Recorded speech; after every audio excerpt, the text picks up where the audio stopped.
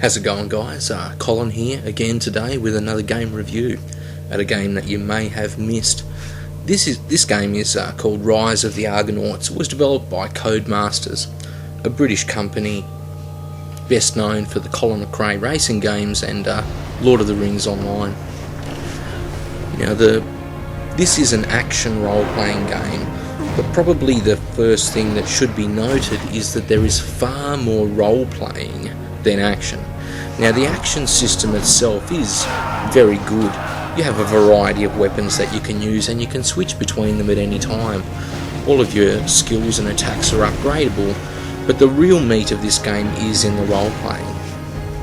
There are literally hundreds of NPCs that you can have very detailed conversations with, and the way that you handle the conversations affects the very complex morality system in the game. Now, as opposed to having just a very generic good action and evil action, instead you have a number of patron gods. In this case you have Ares, Athena, Hermes and Apollo, and depending on the actions that you take, your tendency will be to go more toward one god or another. Now, each god also has a favoured weapon.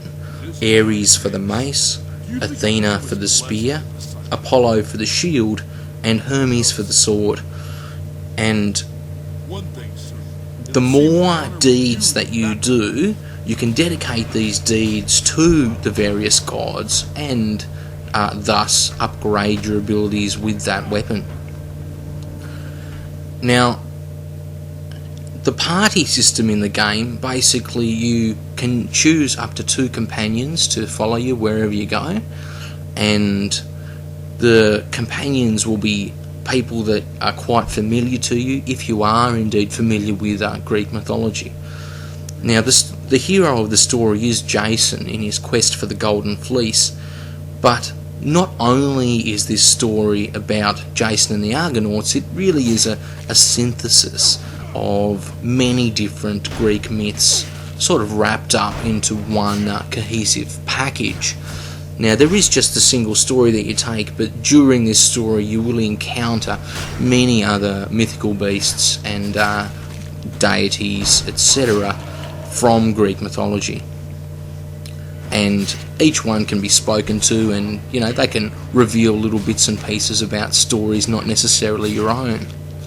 Now, as far as the game looks, there are tons of locations to explore, and although the locations are sort of cut off into discrete areas, there's quite a few secrets to be found, and everything just looks fantastic. It's actually fairly old now, this game, but it really holds up well against current games.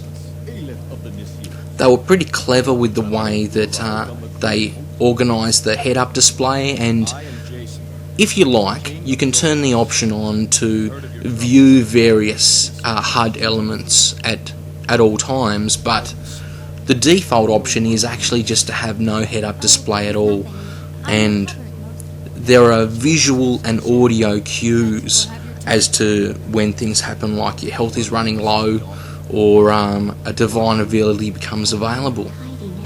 All in all, it's a fantastic game that really shouldn't be ignored. I believe Jason's quest will be an epic tale filled with great deeds and worthy heroes.